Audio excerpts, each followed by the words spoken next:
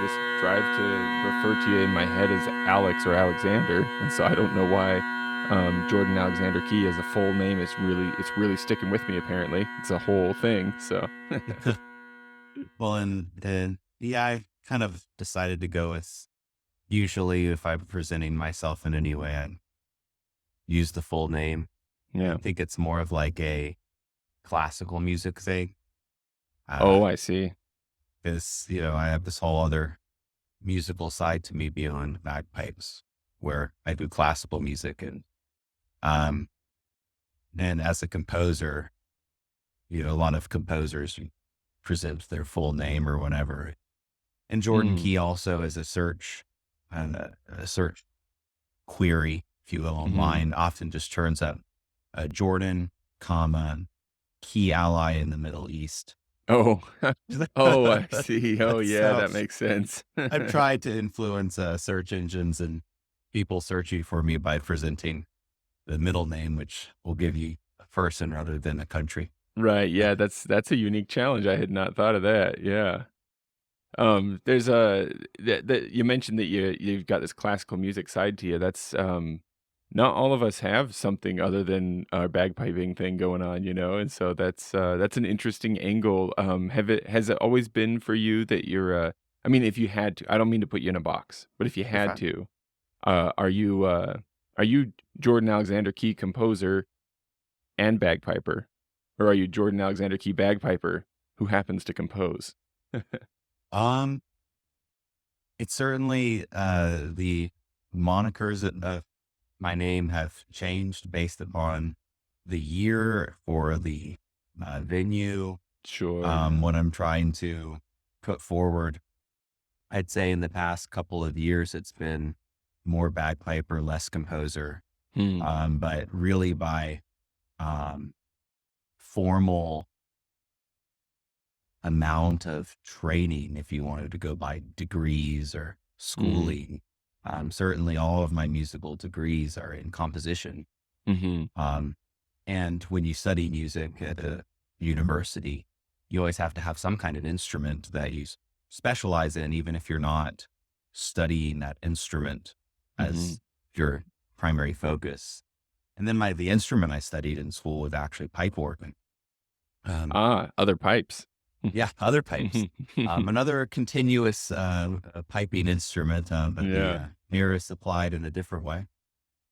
And so at times you know, when I was studying in university in Arizona then in Florida, there wasn't much of an outlet for bagpiping. And so Mm. the bagpiping part of who I am personally, as well as, on paper, kind of shifted to the end of the list of, Mhm. the things that I do. Um, and only starting in 2021 when uh, I was invited to help start up the City of St. Augustine Pipe Band in St. Augustine, Florida, did bagpiping Mm. slowly and surely make its way back to Mm. maybe the first or second item of my list, depending on what it is. But Yeah. it's not something I've ever thought much about until recently. But the fact that these two worlds are quite hard for each other, the classical music and the bagpiping, and the fact that bagpiping is for a classical musician, you know, someone would look at bagpiping and be like, well, that's a, folk tradition. Yeah. But I would, when I present bagpipes to classical musicians, like certainly there are folk aspects to it, but I like particularly the Scottish bagpipe has elevated itself Mm. through, I think, through a series of serendipitous kinds of, historical events. It has elevated itself to something that I would consider a truly high art form, not just really kind of, when someone says folk, Mm. I think sometimes it's meant as kind of well, this is not as serious of a musical culture. Not that folk music is not a serious culture, but it's like, um, the music is arguably then maybe simple. Um, Sure. the instruments are easier to play, have a lower threshold of entry. Yeah. I mean, if you look up many sources would say that banjo is an easier instrument to learn than guitar.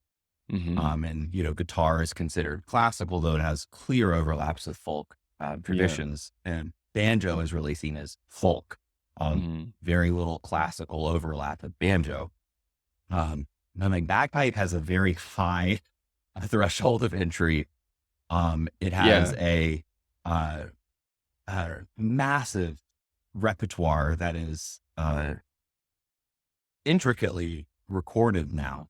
Mm. And, the kinds of cultures of competition and performance that have developed around the Scottish bagpipe are um, rather strange and something that, like, Mhm. it makes me think of something like piano competitions and, um, Yeah. things like that. So um, I don't see bagpipe as a folk instrument, but there is this seeming disconnect where I don't think there necessarily needs to be one, where it's like classical musicians see something like bagpipe and they're like, oh, folk music, not classical. And then I'm, as a bagpiper looking over it, um, classical musicians and, see things like, well, we can't play with them well. We Uh-huh, tune sure. differently and we're really loud, or there's no repertoire that exists between us. And it's like, some of these things are true, but it's like, but this gap doesn't necessarily um, need to persist, and it can be closed if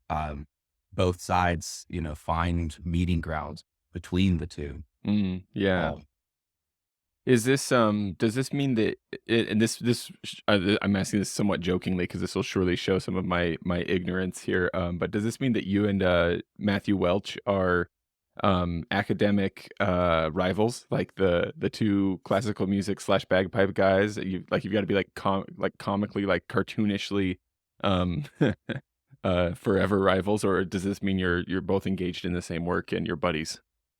um, I think uh, I'm probably more aware of Matthew Welch than he is of me.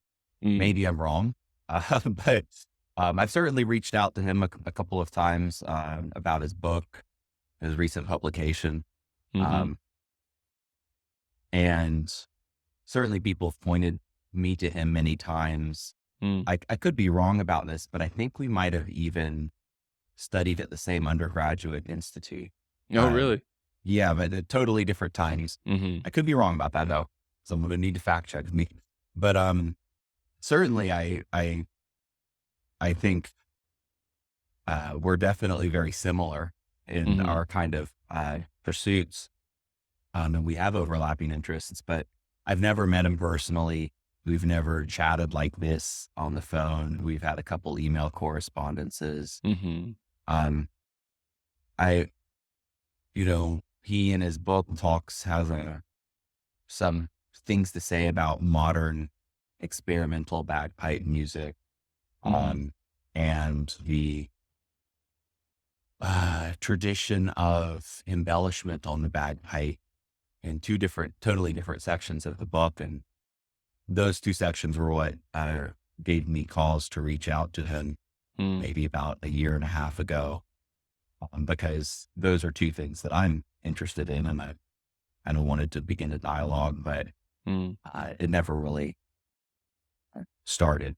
He responded to me very Yet, kindly right? and answered whatever question I had, but Mm. um, yeah, nothing. So I wouldn't say we're rivals. If anything, I don't think he even really knows of my existence, Well, I just which is fine. there's there's a book called, To Say Nothing of the Dog that my wife and I enjoyed reading that, there's just this aspect to it where it has to do with time travel and at some point, this guy goes back to the Victorian era, and he's near Oxford, and he finds an Oxford professor nearly drowning in a river, and what it turns out I think that it was something, like, kind of extra obscure. It was, like, some specific field of philology or something like this that he had like a theory that was in rivalry with the theory of another professor in that area at Oxford, and the one like their rivalry over this minor difference in their idea of how something had developed had was like they were like children the way that they were fighting, and one of them had pushed the other into the river. And It that's certainly can exist in academia. yeah, so Absolutely. that's why I like imagining that kind of, like, just extreme, like, super myopic and super focused, like, on this one really specific thing, and, like, there's this one other person in the world that has a slightly different opinion, and so rivals forever, you know? So, Yeah, I don't think maybe we someday. we necessarily have different opinions. Maybe slightly different focuses on our interests, Mm, um, and maybe different preferences in like the kinds of music we're looking at. But mm, if anything, I'd say we're both have the same ultimate goal of maybe trying to bridge this gap in mm. various ways, because it is a gap that has to be bridged between classical music and bagpipe music. That is, making it in some sense a more serious academic pursuit. For Yeah. a music professor at a university that's not in Scotland, that has does not have a bagpiping program. If I was a tenured faculty at University of Florida, for example, which is in the town that I live in, Mm. if I was like, well, I'm going to publish an article on this thing in bagpipe music, most musicologists, the fancy word for music historian or one who Mm. studies music, would kind of be like, well, that's silly. Yeah. I mean, when I was in undergrad, I was taking a music history class, and we had the option of like, well, take a topic in medieval music, have it approved by the professor, and write your little paper on it. It's like a term paper. Mhm. The kinds of things that we were allowed to select from were uh, broad or general enough that I was able to arguably select bagpipe, and I wanted to write Mhm. it was medieval music history, so I did something on Hebrock. But the teacher was like, I don't think that you're going to find much information on bagpipe music. And I was like, well, I already have a working bibliography of like 20 sources, Yeah. after like an hour and a half in the library today. So Yeah. she was like the whole time very like, okay, well, like this is not going to be a very serious thing. Right, yeah. Ultimately, the paper was fine, and she, scored me with fairness or whatever on my, ability Yeah. to write and present information. But it was very interesting that, this musicologist was just very kind of considered it a joke, kind of like, well, you're doing folk music, kind of that Yeah. attitude. And it would be, I think many people would in classical music, if I was trying to present myself as a serious academic, wanting to publish things and like not, the some, Scottish Journal of Scottish Music or something like it, but like a real, like, this is the American Journal of Musicology, Mhm. where you're like, this is, here's a write up on, some theoretical analysis of Beethoven's Ninth Symphony. And here's a write up on Stravinsky. And then here's something on, you know, Roderick McLeod, bagpipe composer. Like, Mhm. people would be like, what?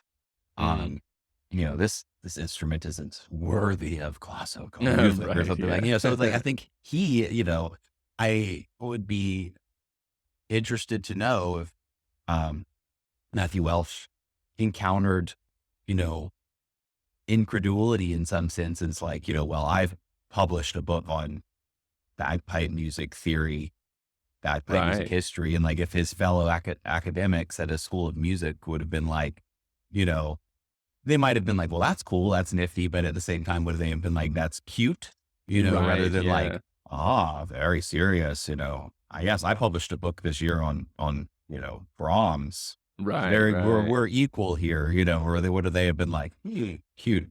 He's also a Yeah. composer too. So, you know, he also has, this is also a phenomenon in classical music that I've experienced, that the composer is often taken less seriously Oh, interesting. than the pure musicologist or pure music theorist.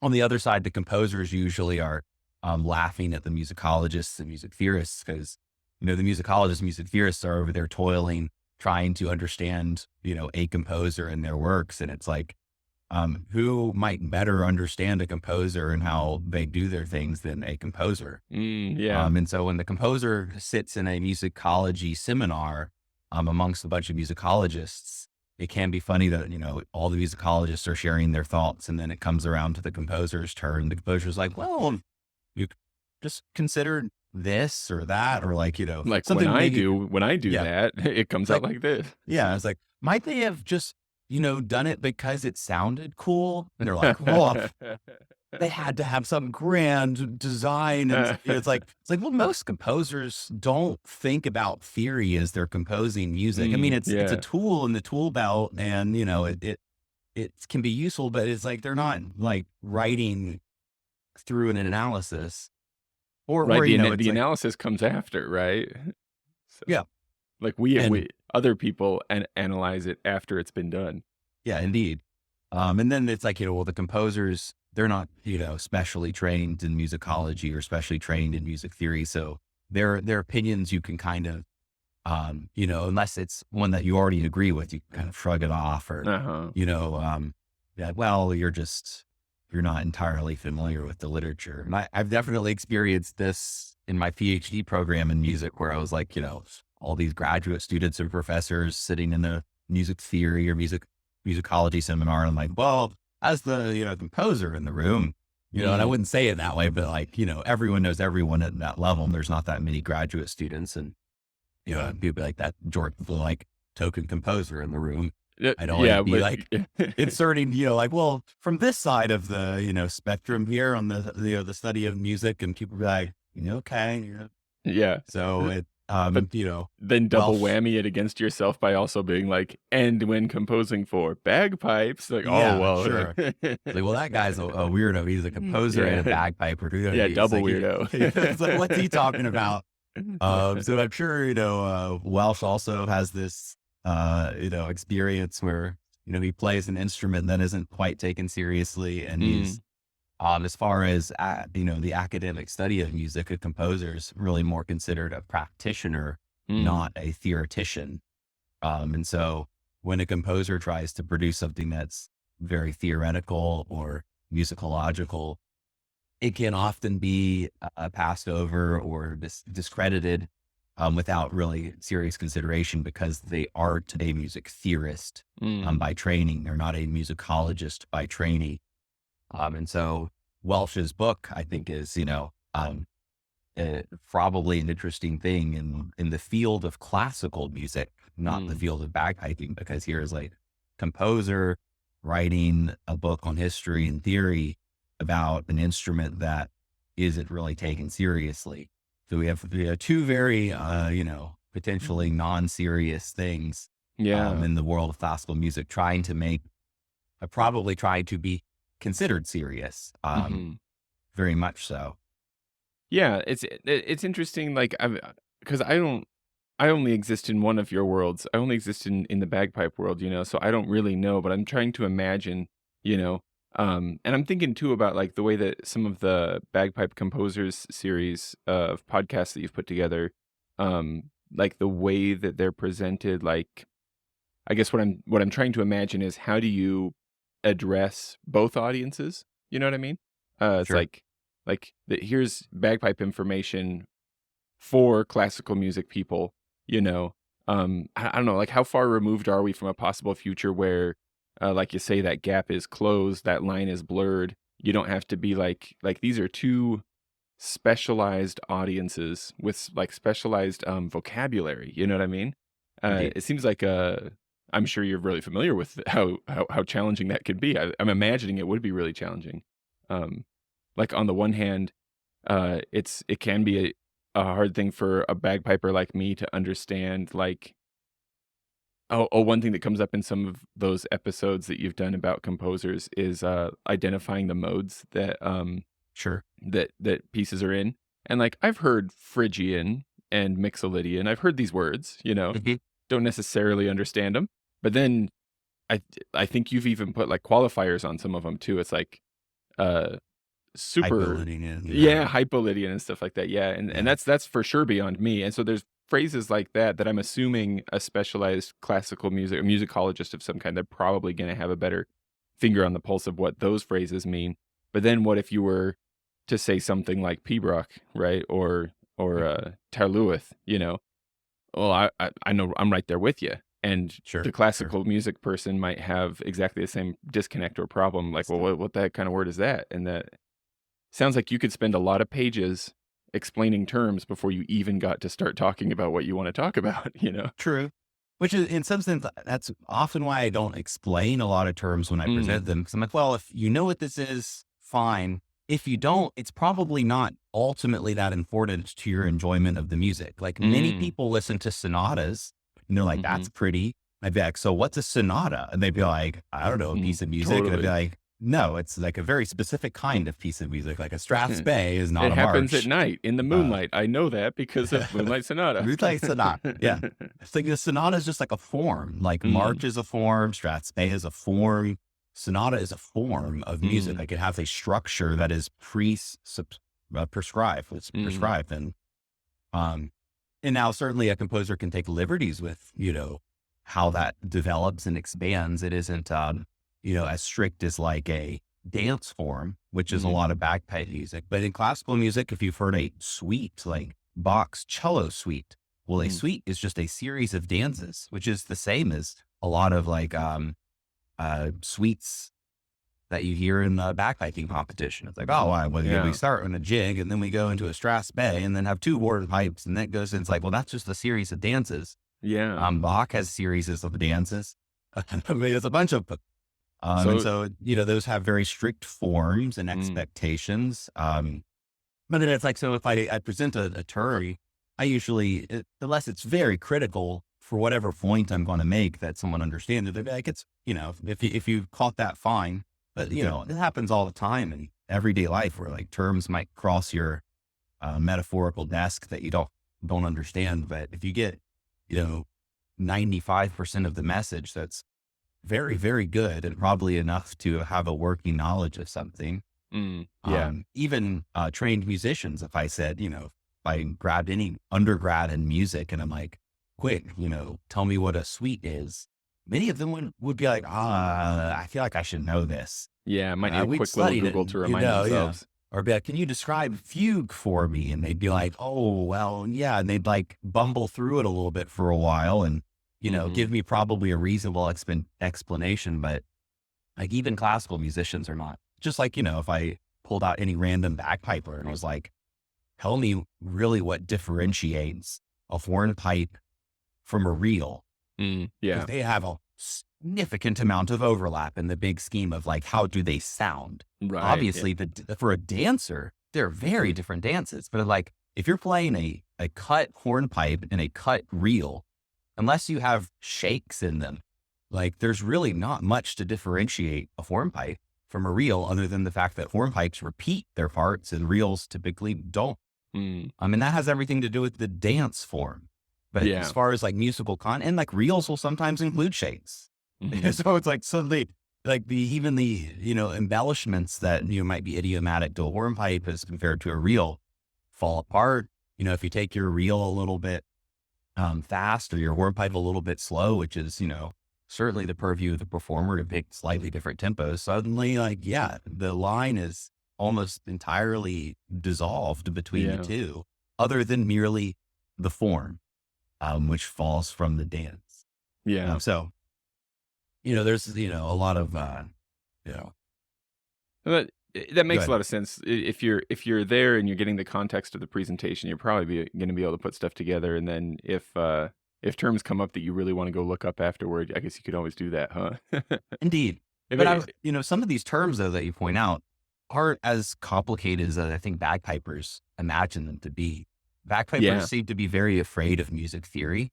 Yep, yep. And I'm like, believe me, music theory is like if you have learned algebra at any point in your life, music theory is immensely easier than algebra. And algebra Mm, is not that complicated. mhm. It might be intimidating if you haven't done math and like, or it's like, oh gosh, algebra. But like, compared to calculus, algebra is like a cakewalk. And, Sure. compared to things beyond calculus, like actual, real math, Mm, algebra is like, it'd be like, being intimidated by your multiplication tables or something. And, um, you know, yeah. I'm certainly going to offend many music theorists by saying this, but music theory is not that sophisticated.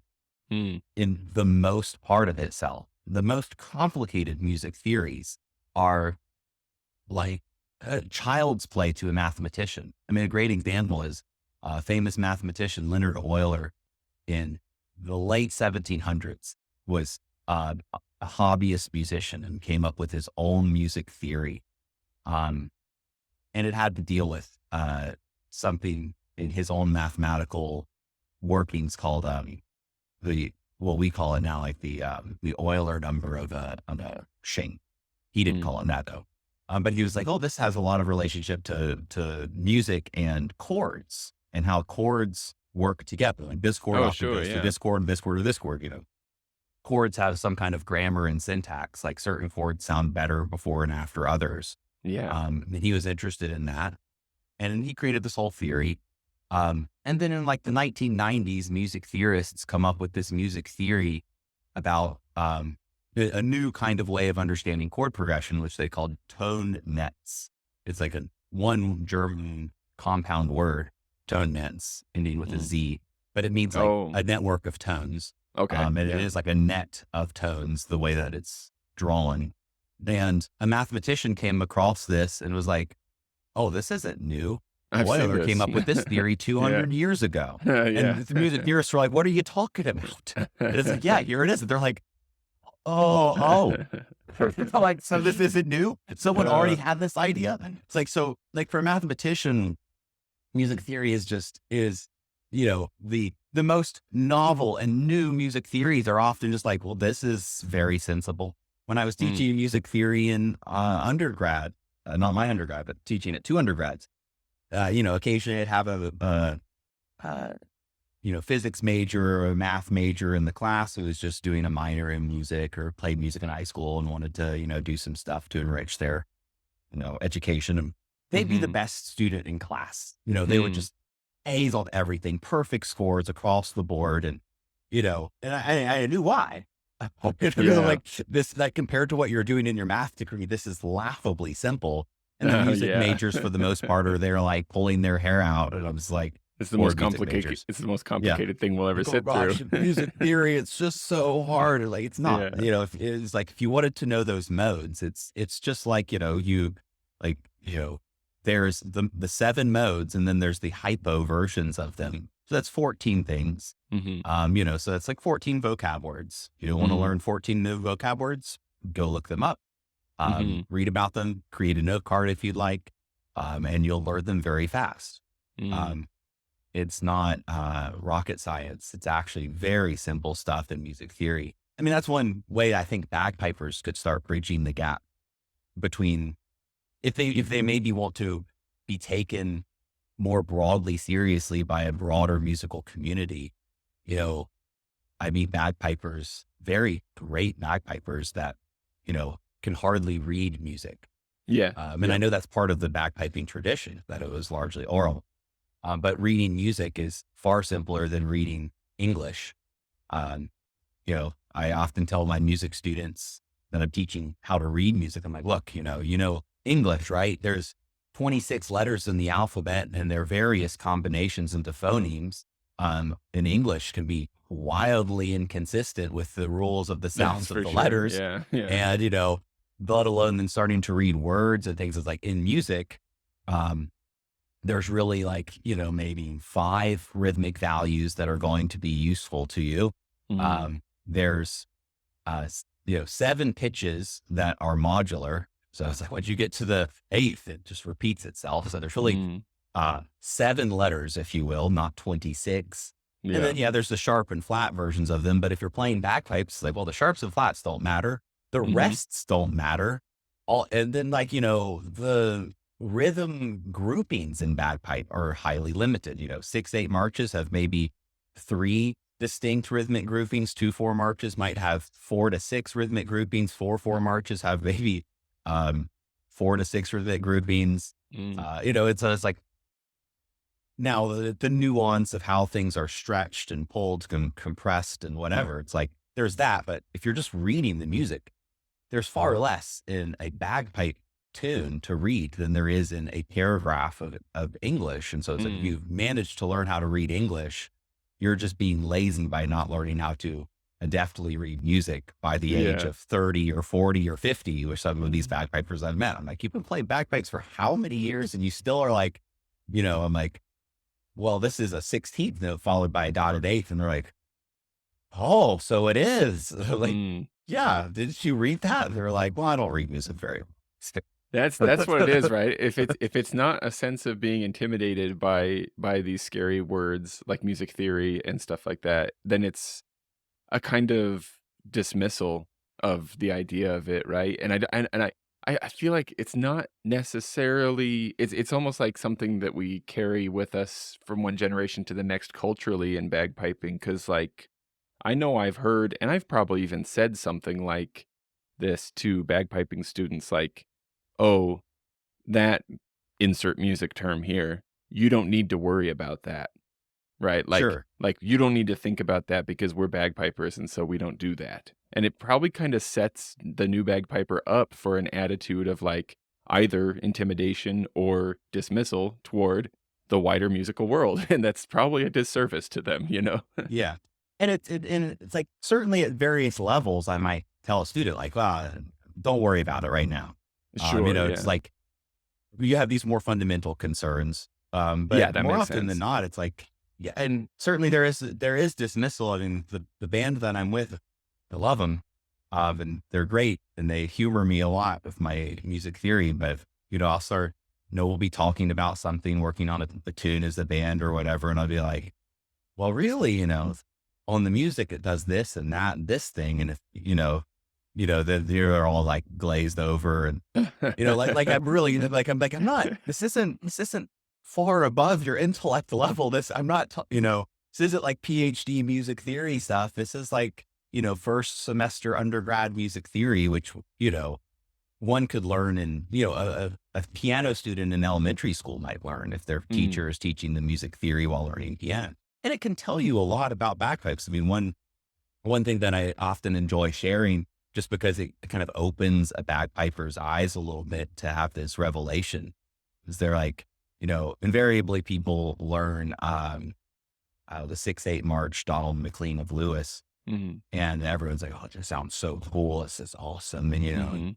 um, and then, they might play other tunes that are doing the same thing as Donald McLean of Lewis and make, did you notice that, I think McGregor of Aurora does the same thing. And there's a couple of many, many other tunes that do this. And I pointed out, like, all these sound kind of epic, don't they? They sound kind of adventure-y and just, Yeah. and very stately, but in this kind of um, ancient, austere kind of way. Yeah, like, why do you think it does that? And like, the Athol Highlanders doesn't, or All the Blue Mm, Bonnets Over the Border doesn't. These are all like mm. 6/8 marches. Why do these sound different? And I don't know. I'd be like, well, the interesting thing that Donald McLean of Lewis does is that it just has no C anywhere in the entire tune. And Mm. that lack of the C makes the modality of the A ambiguous, because A mixolydian, as most bagpipers will recognize that. They're like, yeah, we're in A mixolydian, but yeah. But the majorness or the mixolydianness of A is totally determined by the C. And without the Yeah. C, maybe we're in A minor, maybe we're in A major. We really can't tell until we hear the C. And just the lack of that creates a whole new mode, which is often called hexatonic. And it's just Mm. hexatonic because there are 6 tones, hex, a prefix for 6, rather than heptatonic, which would be the all 7 notes. So, like, Oh, if yeah, you I you see. saw It's one of it's my like editions, you'd see like Donald McLean of Lewis subtitle 6/8 March in A hexatonic. yeah. You'd be like, whoa, maybe it's Mhm. just because it's 6 notes. There's only 6 rather than the full 7. And the one that they Yeah. left out is interestingly C. But you could leave out any of the notes. Other bagpipe tunes leave, like, a lot of the 2/4 marches, for example, that the really classical ones by all the different Mackay people, Angus Mackay, Sure. Hugh Mackay. Angus, etcetera, yeah. They love to use a particular modality, which I think gives it that, this sound that people identify. And it's um, usually either a major hexatonic or a pentatonic. They've left out D and they've left out G.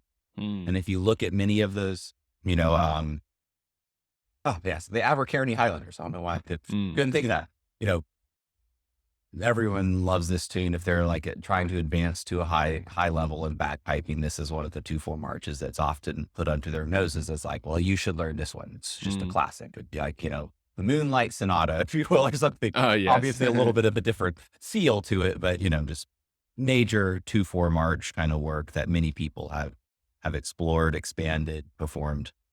Um, but this one is, I think it's doesn't quite do exactly what I'm saying, but like this set of marches often Mm, leave out particular pitches, and just the exclusion of a particular pitch in an entire bagpipe tune will change how that modality that we're in some sense stuck in mm, sounds. Or the another thing, like all these different names of modalities just come out of like, well, what's the statistical probability that you hear any tune? Like bagpipe tunes in A, they start on A and they end on A, I guess, but it's just that a lot of the melody goes to and returns to A all the time. And there's just mm, this heavy emphasis on A. But if you want to make a bagpipe tune in F, for example, of which there are very, very, very few, mhm, surprisingly and interestingly, it's like, well, all you have to do is statistically make F your most important note. And maybe, other notes that might be more in service to F than not, like low G and high G would not be very much in service to F, but mm, C would. C would be a note that works with F. Just like E and A often appear together as companion notes in a mm, bagpipe tune, F and C might.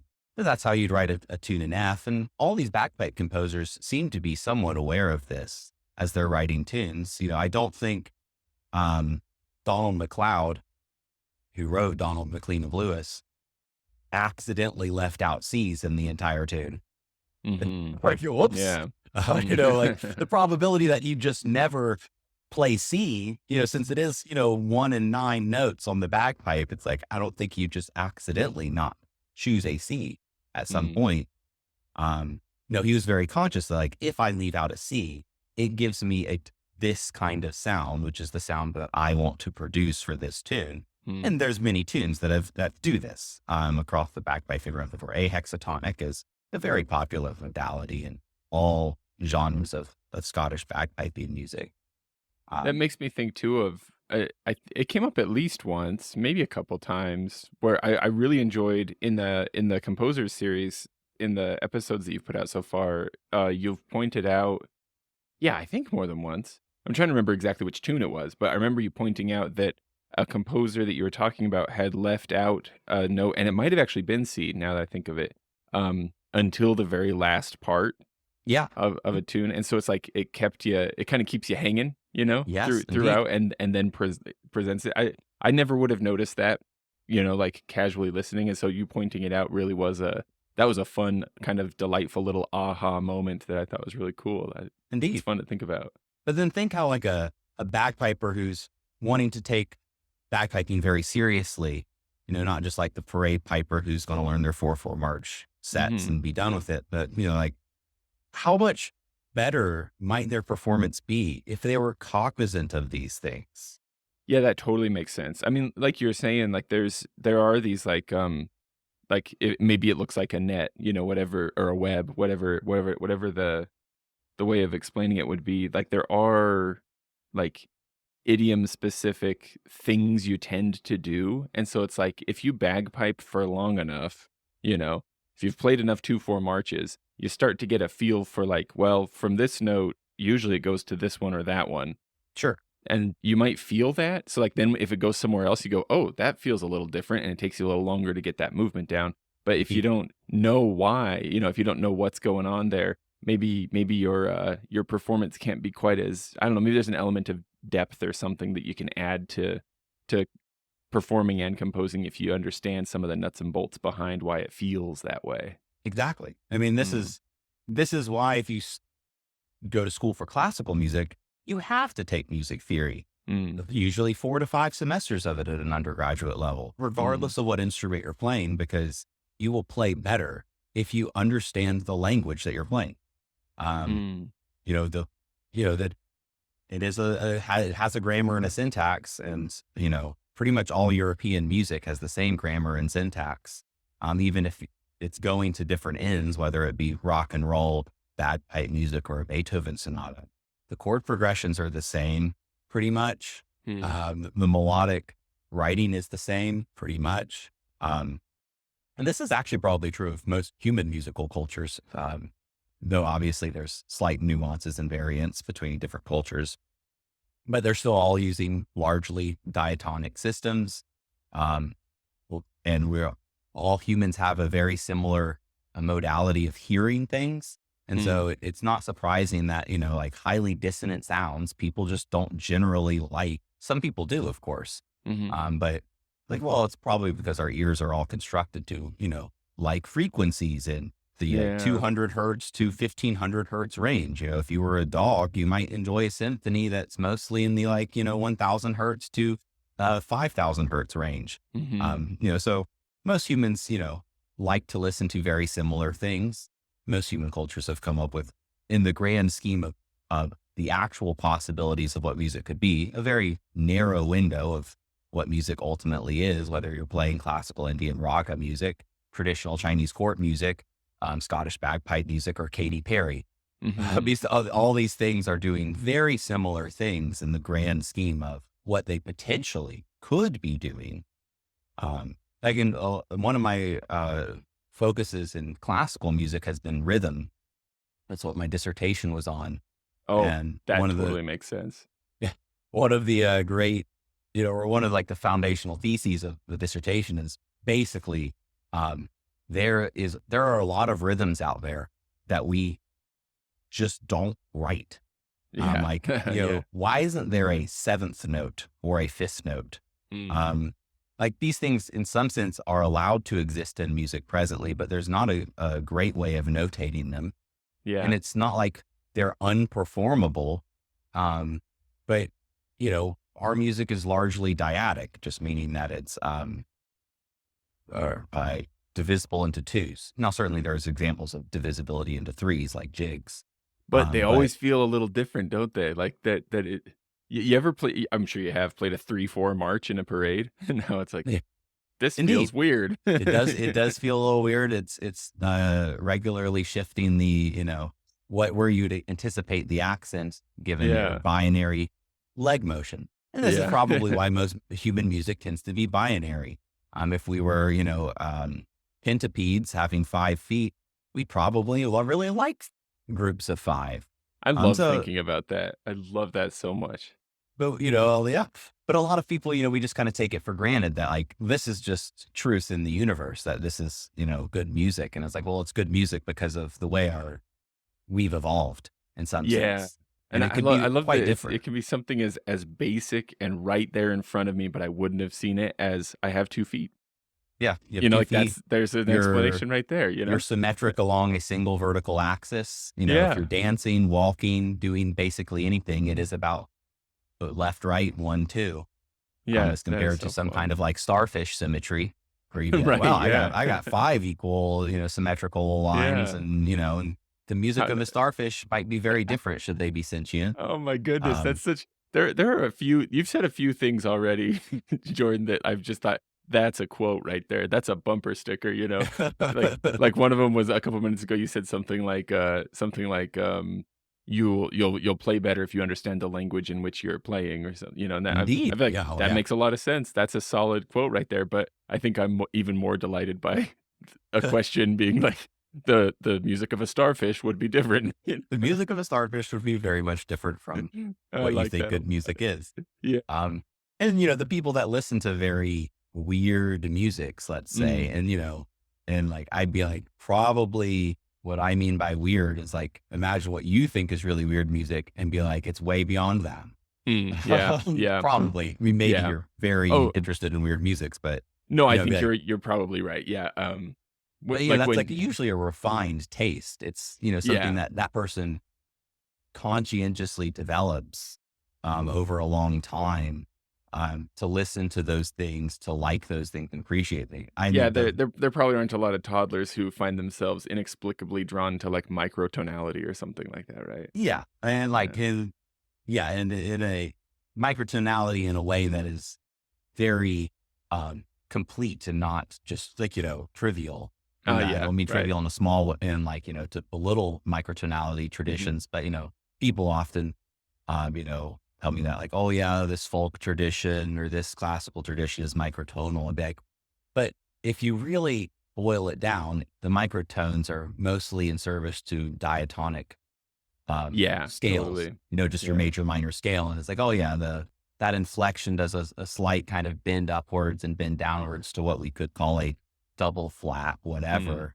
But I'd be like, but look at something like easily easily Blackwood's microtonal etudes, which are written for computers in the 1980s or early 90s. Mm. Um, and they're like, well, rather than having um, 12 equal divisions of the octave, which is basically what a piano gives you. A bagpipe doesn't have that.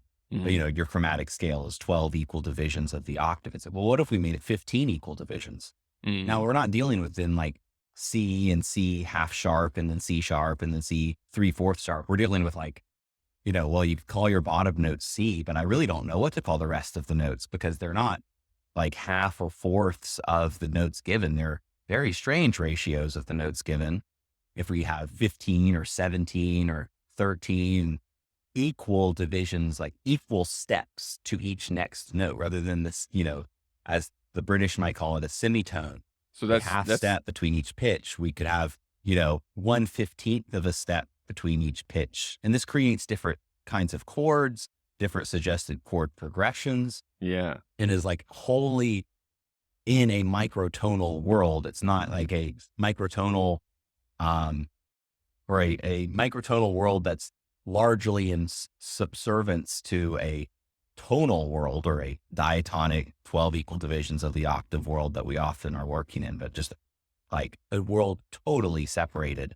Um, yeah, usually I play something like that for a music appreciation course, and some students find it fascinating. Some students are like, it sounds kind of weird and Weird. bad. Yeah. And, Yeah. and I'm like, and it's like, yeah. And certainly, I enjoy listening to them. It's not on my like, gym playlist or something like Yeah.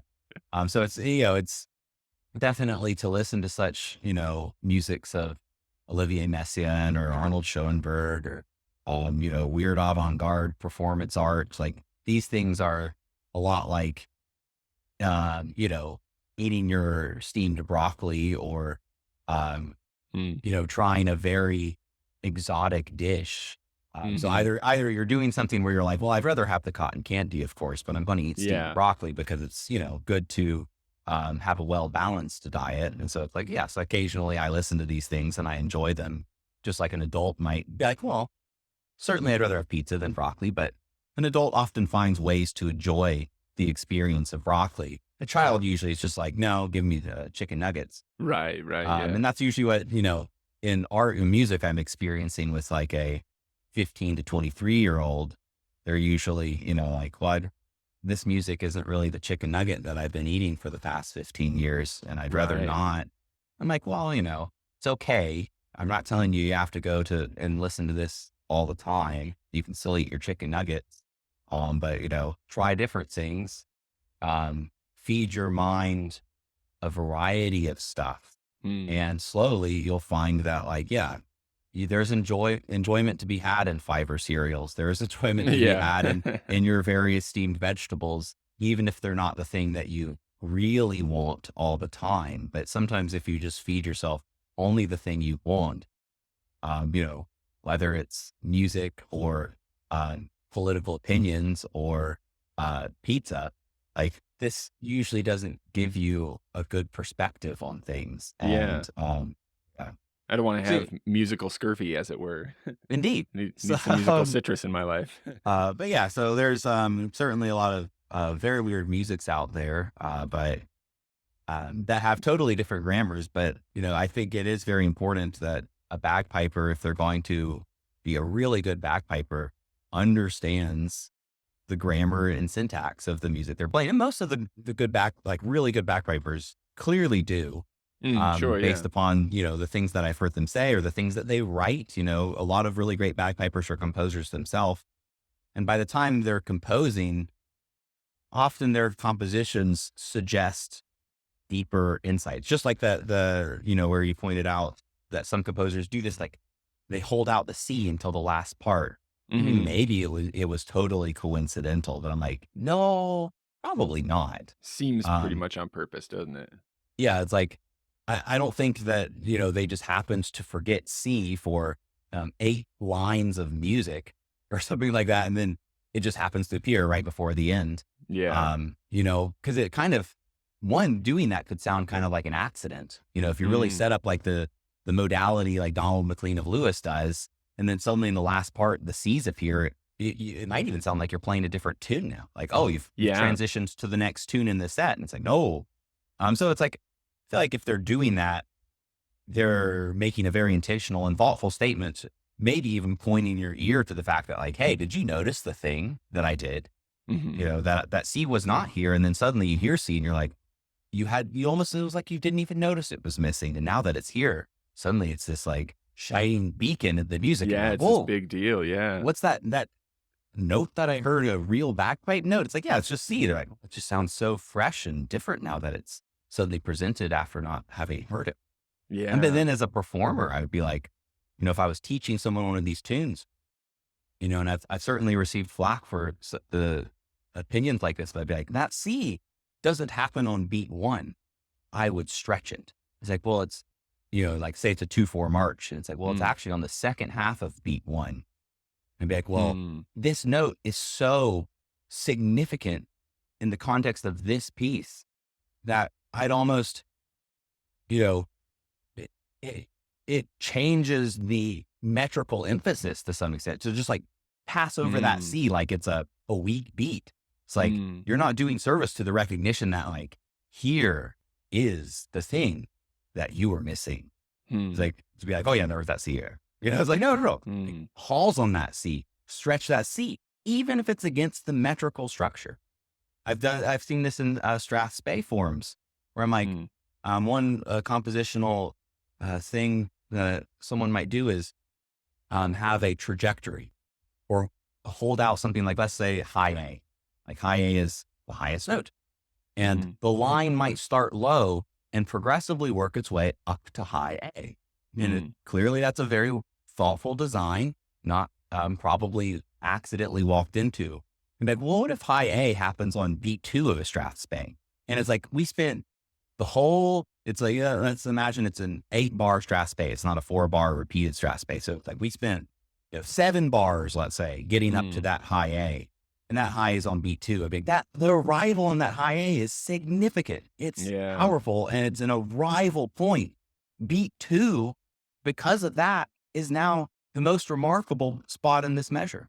Yeah, it's And now the some people most will be like, important. it's got to be strong, weak, medium, weak, always. And I'd be like, that's very silly Mm. to imagine that all music has to follow this. It'd just be like saying all sonatas have to be exactly the same. Like Mm. that's Yeah. remarkably myopic.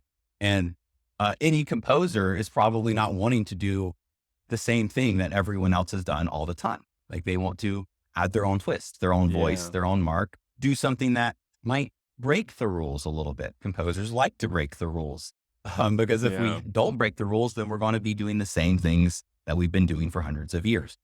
Um, so it's like, I might suggest this or I might perform this in a competition that way. And then the Mm. judge afterwards is like, you know, why at the end, because maybe, the end of a Strathspey is usually the same every time, the last couple of measures or so. And they'd be like, every time you got to that high A, it was much stronger than beat one. And I'd explain this to them and they'd be like, well, that's all fine and good, but it's strong, weak, medium, weak. And I'd be like, okay. Yeah.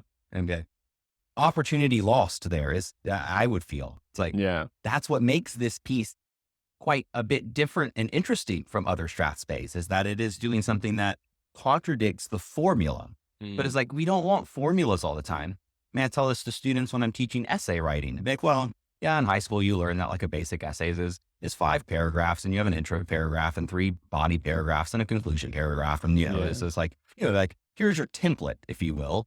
And I'd be like, well, we're going to work on a template for a while because you're new at this. But, when it comes time, like, well, now that you got to write an essay to get admitted to college, I'd be like, well, if you present a template essay for college admissions, you will not stand out amongst a bunch of people to Mm. garner the best scholarships Yeah. or the admittance to the school that you want. And like, we could extrapolate this to like, you want to be a great author, it's like, if you're just doing a template, you're not going to do anything, interesting or remarkable to someone who's very familiar with that template. And I mean, as Mhm. soon as a composer has taken the template of a Strathspey, then done something that's almost forcing our hand to change the rules. And Hmm. we're just like, nah, the Right, rules. They'd right. be like, no, that's the whole beauty of this piece is where they have decided to break the rules.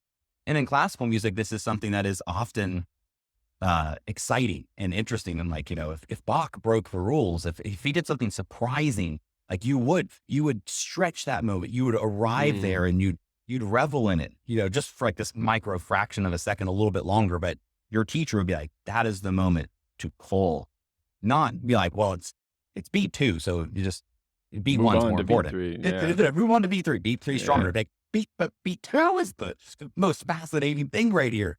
Mm. So it's like, it is an interesting, uh, you know, thing that bagpipers are very, it's seen a lot, in my experience, that they're much blinded by, the form, the tradition, and often don't have the vocabulary to engage with the deeper grammar, the deeper syntax. It'd Yeah. be like, well, teaching a poem. If I'm teaching a poem to someone, I'd be like, well, this poem it's iambic pentameter and which means, strong, weak, and it's got 10 syllables in a line. And then the rhyming pattern is A, B, C, D, C, D, E, F, D, D, or so. Like, Mhm. okay, so I've just described a Shakespearean sonnet. So I'd be Mm. like, well, there you go. All Shakespearean sonnets are that. Moving on. Be like, well, look, the contents of those sonnets, right? Like, Yeah. what is this sonnet doing? And there's moments where Shakespeare would break the metrical pattern, Yeah. or, it's like, or, what are those words about? And like, what's the most important word in this line? Is it the last word merely because that's the rhyming word? No, probably not always. So each sonnet would present us with something rich and potentially new. And especially if there is something that is rich and potentially new, contradictory to the standard model, that would be something to think deeply upon, because Shakespeare, being an experienced poet, is conscientiously making that decision in all likelihood. And thus we should Right. study it. And so when a great bagpipe composer, like, uh, Duncan Johnston would Mm. do this. I'd be like, mate, we could just be like, coincidence. But I'd be like, I'd rather entertain the idea that Duncan Johnson knows what he's doing, Yeah. and ask Absolutely, the yeah. question, is that significant? It seems significant to me because it breaks the expectation of iambic pentameter, Shakespearean sonnet, metaphorically speaking, whether it's 2/4 March or Strathspey. So it's like, and that might be in fact why I picked that Strathspey to perform, because I'm like, this Mm. one breaks the mold. And that's, for me, that's exciting. And I kind of want to share that with people. And then it's like, well, don't let it break the mold. You make it fit back into the mold. Gosh darn it. And I'd be like, why? It's Yeah. like that would just be like, well, if Shakespeare broke the mold of the iambic pentameter, we need to go in and erase that syllable there, or flip these two words. And I'd be like, no, that would not be the thing Yeah. to do. That makes it Um, an interesting example, yeah. Can you imagine if he adds a line somewhere for emphasis, and because we're so committed to the form, we say, "Well, cut that line out." cut that line That out. would be such a silly thing to do, wouldn't Yeah. it? And so it's like, or I've certainly, performed 2/4 marches extra slow or Mm. a tad bit fast. And it's like, well, 2/4 marches need to be, depending upon the grade level or whatever, let's just say like 76 beats a minute. They gotta be that. They'd be like, Mm. but this one, because of X, Y, and Z, to me seems like it should be a much slower piece, or because of X, Y, and Z, it needs to be a much faster piece. Mm. And then, people be like, nah, it's just got to be this tempo. That's it. Yeah, them's the rules. Them's the rules. And this Yeah. is, I think, an interesting phenomenon of bagpiping having in the past century, more than a century, really grown up in a competition culture. And this is what Yeah. competition culture does. You got to create rules and rubrics. Mhm. and everyone wants it to be fairly judged. And so, the more and more the rubric must be followed, as compared to the judge being encouraged to maybe, um, give bonus points for interesting interpretation. Hmm. You know, Mhm. you know, obviously if it's just errors, like fine, that we don't have to necessarily, consider that an interesting interpretation. Sure. But if, um, different embellishments are done correctly and well, Mm. it's like, well, why, it's like, well, in this, edition, it's a doubling and you've done Torlua. And it'd be like, well, any bagpiper familiar with repertoire knows that there's often no authoritative version of the piece. You look at here and it's like, in this Yeah. edition, it has these things. In this edition, Right. and that band took that out. This band is like, but here is this. And it's like, well, what if we did that? Yeah. Um, or just things that aren't, people be like, well, Cronlua's, you can't do Cronlua's in a march. Like, Hmm. why not? Is there Watch some like me. grand 10 commandments of bagpiping Right. that says thou shalt not do Cronlua's outside of Yeah. Pibroch? And be like, no, like Cronlua has its own effect, its own rhythm, its own consequence, and it certainly can fit in very many places effectively.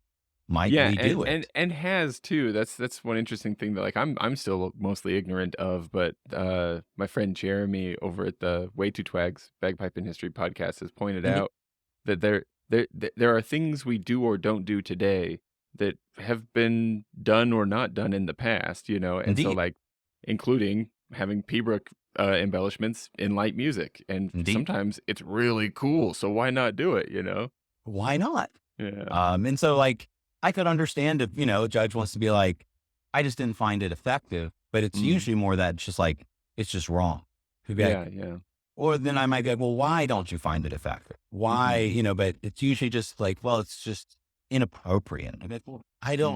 I don't understand why. Um, it's a very closed kind of tradition. Mm. It's very much a preservation, not for every bagpiper. There's certainly bagpipers pushing the borders of this all the time. But in Mhm.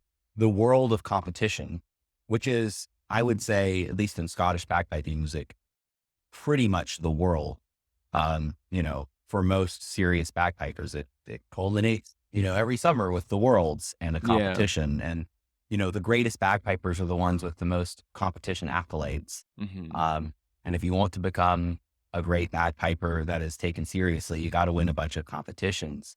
Yeah. But these competitions largely just reinforce a static tradition. Mm. And in many ways, I would say create an artificial tradition. Because I've often heard Mm. things that, like I played Peter R. MacLeod Strathspey in competition called Gaelic Mouth Music #2. Oh, yeah.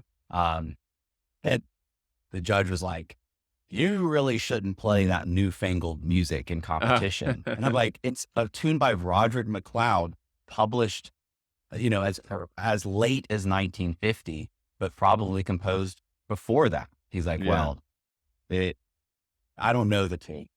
Like, that That's a doesn't make it problem. new. But there is this artificial, like, what is tradition? Mhm. I often hear like, well, this is a traditional bagpipe tune. I'm like, it was composed and first published in 1976 by Donald MacLeod. Yeah. Like that doesn't, you know, that would me being like, John Williams is, traditional European classical music or something, like the Right, soundtrack of yeah. Star Wars or something. You'd be like, Yeah. no, it's like, it's certainly entered into the tradition, but it's Yes, right. relatively young in the tradition. So to claim that it's traditional Scottish music, it'd be like saying John Williams' Star Wars is traditional classical music, Mhm. basically saying that it's as, um, long and tried as something like Bach. Yeah, Now, it doesn't mean yeah. that like Bach is better because he's older, but it's just Mhm. like, let's be accurate about, like the Green Hilt of Tyrol. Mm. I could be wrong about this, but I don't think that tune is that old. Mm. And I don't even, Tyrol is also a place in Italy. And Mhm. if I'm remembering correctly, I think the tune was based on an Italian opera. Oh, really? Hmm. I could be wrong, certainly fact check me, but I think the tune is taken from something like a Rossini opera, and Hmm. it was arranged by Donald McLeod. And became popular, bands start playing it, other bands start playing it, it gets back. But now it's like, if you ask someone, where are the Green Hills of Tyrol? They're like, Scotland, Ireland, wait, Italy? Yeah. I've Like, I had that experience with that tune for sure. Somebody pointed out to me that Tyrol is in Italy, and I was like, "What?" yeah. And I For think it's decades, from it. I've been assuming that was in Scotland. Yeah. I could be wrong, but I think the tune itself is actually arranged from an Italian opera. So it's like nothing about this tune is Scottish, Mhm. if all of that is true. And it's Yeah. certainly not, if it's, if we're taking it, if it is an Italian opera from Rossini, then it is relatively old. It's, 200 Mhm. years old. But if we're taking it as like when it was adopted on the bagpipes, it's like the earliest example of that tune I have found is from Donald McLeod and like one of his books from 1970s. Mhm. Maybe I'd love to see it earlier. It'd be interesting, but like, Mhm. and people don't generally consider stuff from 1970 traditional music. Yeah, we aren't there yet. We'll Be get there like, oh eventually, but we're yes, not there yet. like, I don't know, Led Zeppelin, Mm. ancients, Nice trad music there. yes, the traditional music of America. I'd be Yeah, some of like those maybe folk in like tunes. 100 years, like, we could maybe say things like that, but it's like, Yeah. I still think it's a little young to be doing that. When But then some of the people, composers are themselves still alive, that's yeah, usually indeed, that's the thing, yeah. indeed. And that like brings me to an interesting idea that in classical music, it is often the composer that is the most important thing in a tune. Mm. And in bagpipe music, the composer is often not even known. Yeah, so many Like tunes they that might have be no idea. known, but like you ask the person who just played it, like, who composed that? They'd be like, I don't Hmm, know. I think it's no idea. traditional. And it's like, Yeah. no, it's Ian Morrison or something. Right, no, Like, Terry like Totally wrote that song, Terry actually. told you, like, what is Yeah. that traditional? Yeah. But like, if I was like, giving a piano recital and I'm like, I'm performing sonata in A minor. Mm. Like, people be like, Uh-huh. by Mozart. They'd be like, oh, okay. And then Yeah. they might even ask like, which one? Yeah, go Like on, the right? title is, often like the last thing that anyone is concerned with. They're like, first, I want to know the composer. Yeah. And then maybe the form like sonata, and then maybe the key and like the which number designation, because Yeah. Mozart might have written numerous sonatas in it. But in Sure. bagpipes, it's tune title Yeah. and form, or Mhm. maybe inverted, depending, if it's competition. Obviously, the form is the most important thing. You don't want to go play Strasbourg, we're supposed to play March. So it's Yeah. like form and title. And then other things, maybe not at all. Most Yeah, only bagpipers don't maybe. bother to like carry with them the composers of tunes. Yeah. Um, and like, I think this kind of interesting attitude towards composers in the bagpiping world makes it very easy to fabricate traditions Oh, sure, yeah, because, yeah. like no one bothers to care when these tunes were written, where they were published, by whom they were written.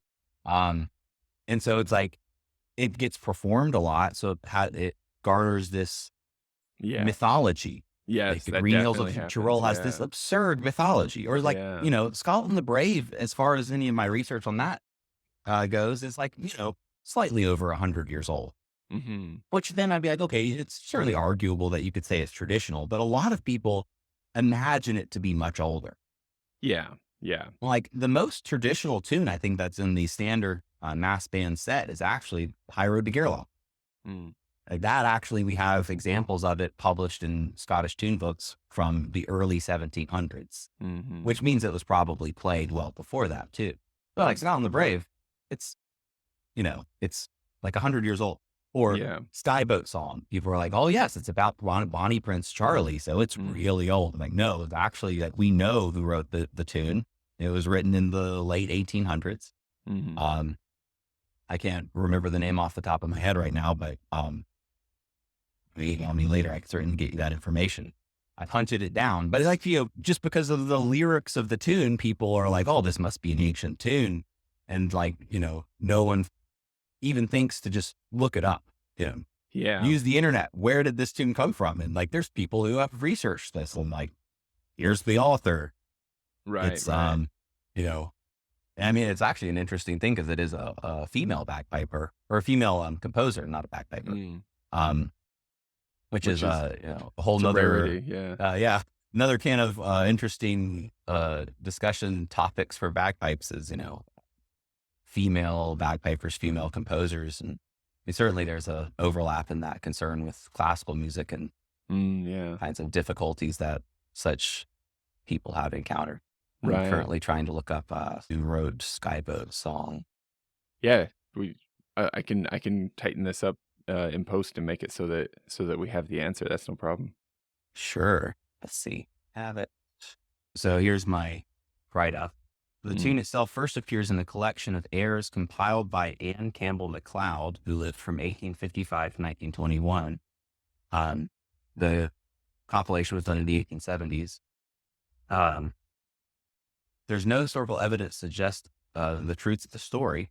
And according to Andrew Kuntz, a collector of folk music lore, Anne MacLeod had the idea for this tune when she was on a trip to the Isle of Skye while Anne was in Passage Skye over Loch Music. Lock something. Yeah. Like, excuse my Scots Gaelic there. Yeah. The rowers broke into a Gaelic rowing song. And I have given the title of the song, which I won't hope to pronounce. MacLeod set down what she remembered of the air with the intention of using it later in a book she was to co-author.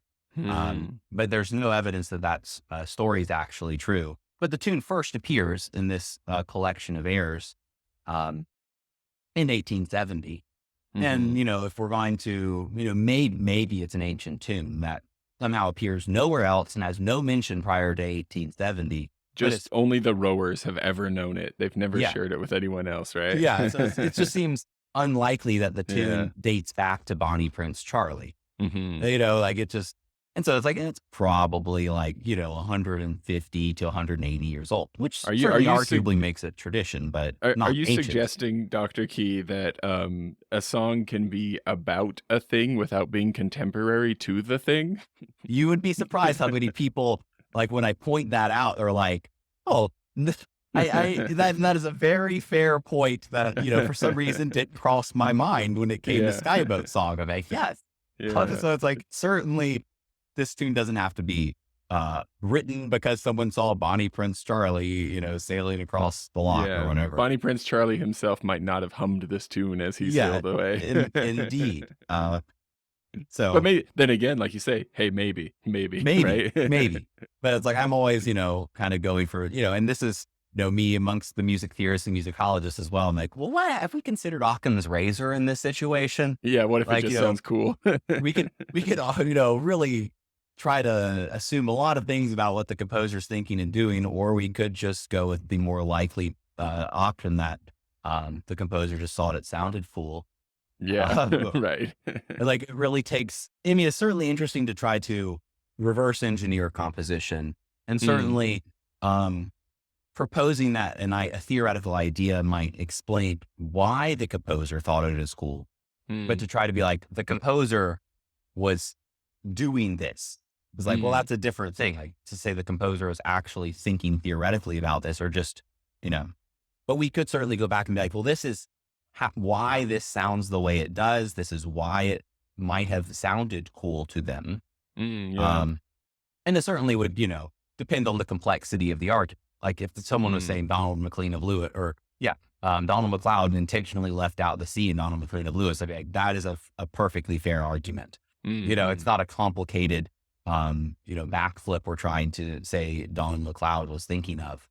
But I've certainly heard very, wild kinds of theories. Some of which are, quite funny when, put into context. I think the one that really stands out in my mind is this great discussion over a published musicology article that was claiming a composer was doing rhythmic palindromes, which are things that appear the same forwards and backwards, like a word palindrome. But it's just with rhythms.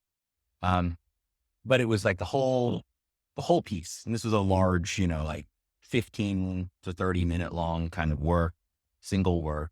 And all the sections of the piece presented numerical palindromes, but this entirely relied on the composer's knowledge of Hindu Arabic numerals. For example, like 120 or 112 is a numeric palindrome. If you're using Hindu-Arabic numerals, Hmm. CXII is not a palindrome. That would be the Roman numerals. And like Ah, yeah. Hindu-Arabic numerals arrived in Europe in around 1270 with the publication by Leonardo da Pisa, also known as Fibonacci, of the Liber Arabici, where he basically introduced these numbers to the Europeans, saying that commerce would be much easier if we used this system of numbers rather than the Roman numerals we've been using for 2,000 years. Hmm. But that didn't catch on for another like 300 years in Europe for the most part.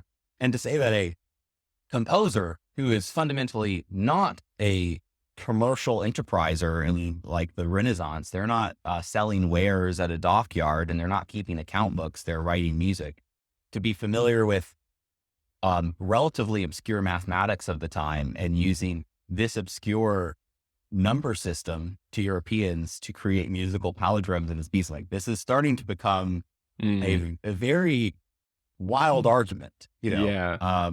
Yeah, that's And so I'd be interesting because like, on the surface, it's like, oh, sure, maybe. But then, yeah, digging into it does start to sound increasingly unlikely, doesn't yeah, it? it's like, and I think it was just, this musicologist was probably unaware of math history, which is something we rarely study. It's Yeah. like most people, like you point, just like, you point out, oh yeah, a song can be about a thing and not be contemporary to that thing. It's like Yeah. the numbers we use haven't been around forever, It's like, Right. oh yeah, Right. that makes sense when you point it out. And then you're like, I wonder when they did arrive. And I'd be like, 1270, but they didn't We catch on know. until like 1500. Yeah. Yeah. And so it's like being like a composer in, 1370 is using this number system that would have been relatively unfamiliar to mathematicians, engineers, and like businessmen of the time, to say that a Mhm. composer who would have not had much mathematical training, they didn't have public schools with,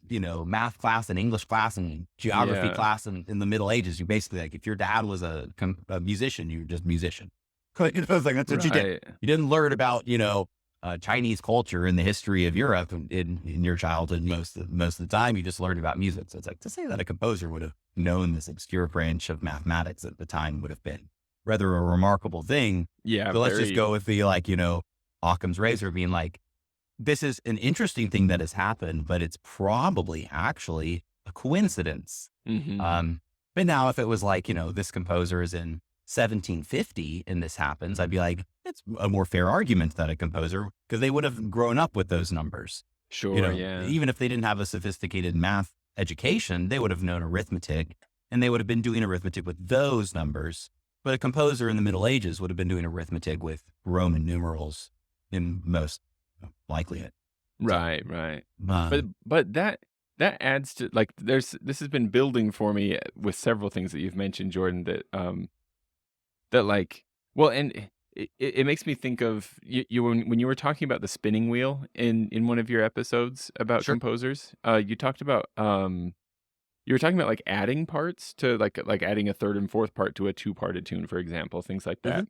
And you mentioned you described it as being in conversation with these other composers, like across time. Yeah. And this, a lot of what you're talking about does make me feel excited about, like, that's what it feels like to me. Like, if you're aware of the context in which the person who wrote a tune was writing the tune, then you can be more perfectly, maybe not perfectly, but more Sure. perfectly in conversation with them. And like this idea that if you understand the nuts and bolts of how music goes together, then you might be able to pick up on something important that a composer who's 100 years gone was doing. That, like, if you're familiar with the language they're using, then you can pick up on that and enter into conversation with them. Whereas me, if I'm not familiar with that language, that's going to blow right past me. Yeah. It's a, I don't know, that angle to me feels like, makes me feel excited and interested in entering into that conversation rather than overwhelmed or intimidated by the idea of stuff that I don't understand. You know what I mean? Indeed. Yeah. And that's why I don't try to make it seem overwhelming when I mention Mm, these things. Cause if I'm like, well, this is going to be complicated. So, like I just mentioned hypomixolydian or something. And it's like, and then we Yeah. move on. It's like, Mm. don't worry about it. If you want to know more, email me and I'll tell you what hypomixolydian or something, like, Yeah. or just look it Yeah. up.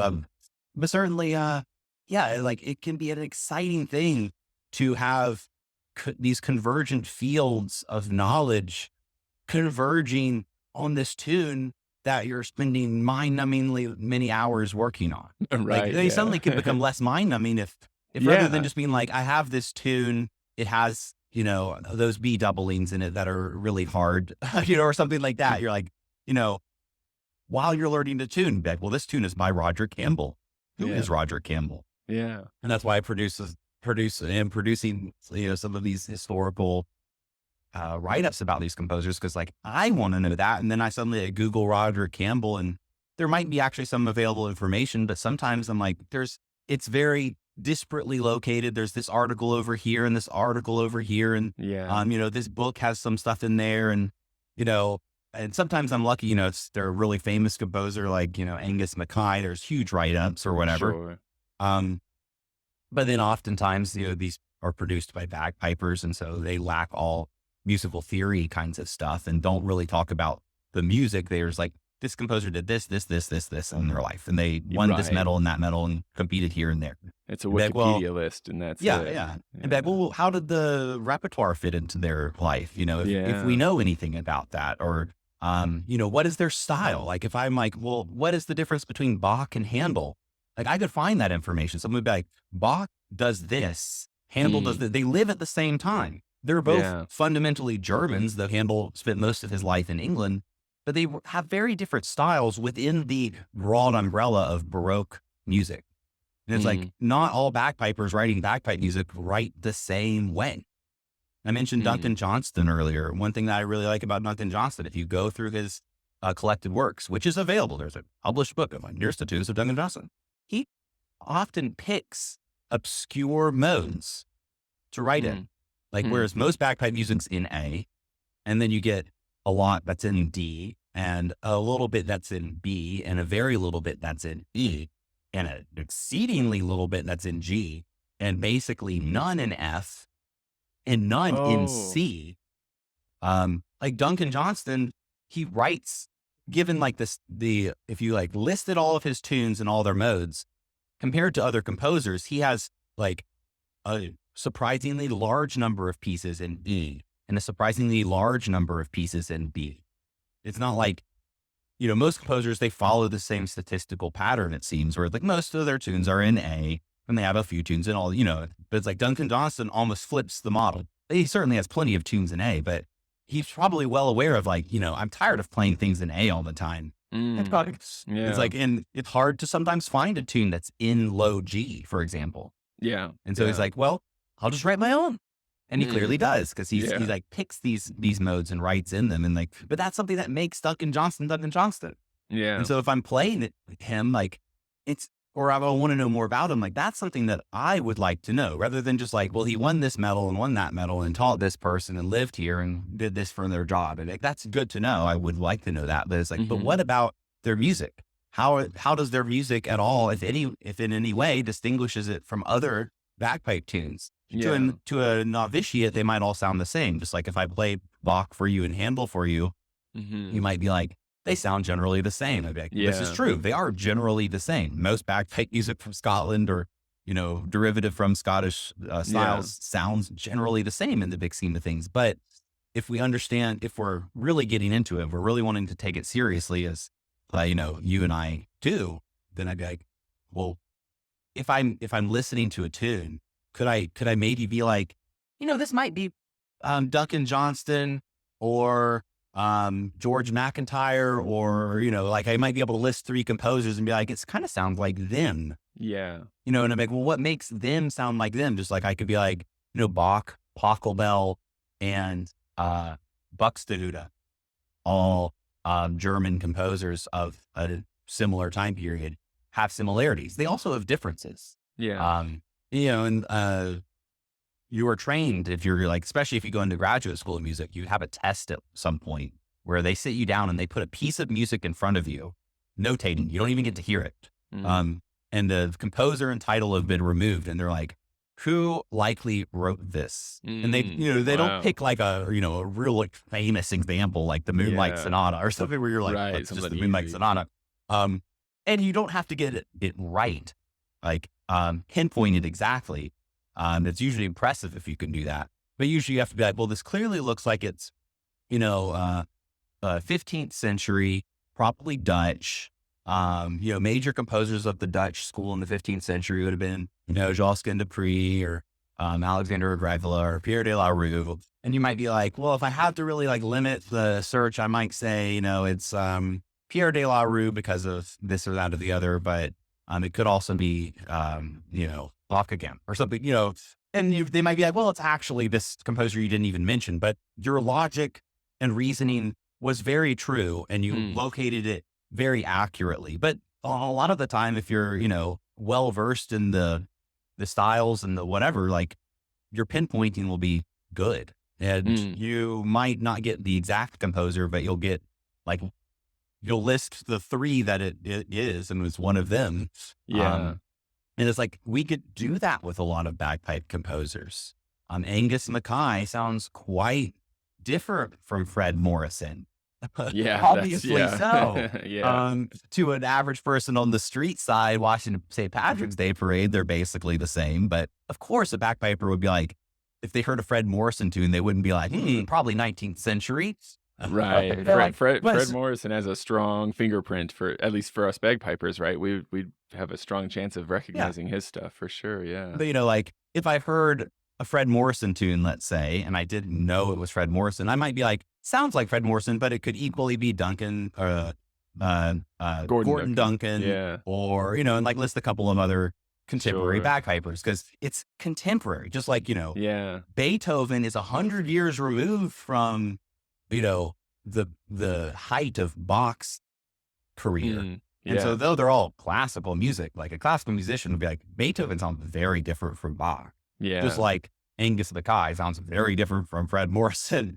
And a bagpiper can do that. But then it'd be like, but even within the style, like Roderick MacLeod and Peter R. MacLeod Jr. are relatively contemporaries and Mhm. obviously writing in the same genre and the same geographic location.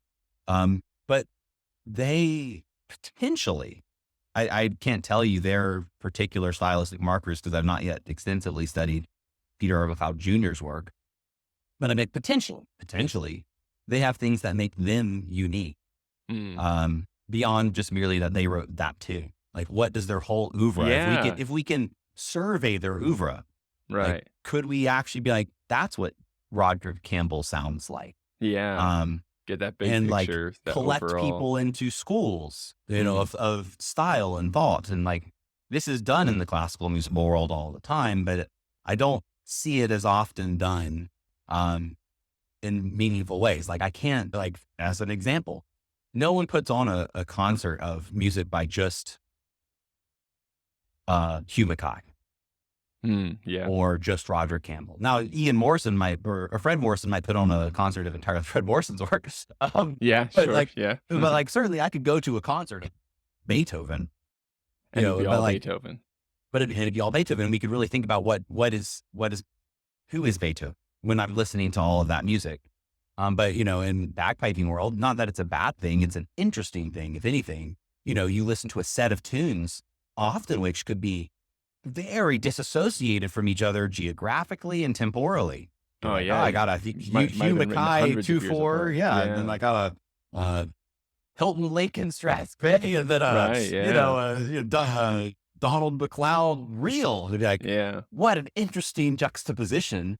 Wonderful. I don't Yeah. discourage that in the slightest. I'd encourage it. But then because of that, the nature of how bagpipers perform sets of tunes and artistically put them together in very creative ways sometimes, we kind of lose the individuality of the composer. Mm. And then we also lose it because often these sets are given without any composers' names. Right, right. If Yeah. I walked on stage in classical music and there wasn't a printed program for everyone to look at, I'd be like, I'm going to play a piece by Johann Bachelbel. He lived from this time, around this time. And, he works in this style. Here it is. I wouldn't just walk on stage and be like, I'm playing fugue in C major.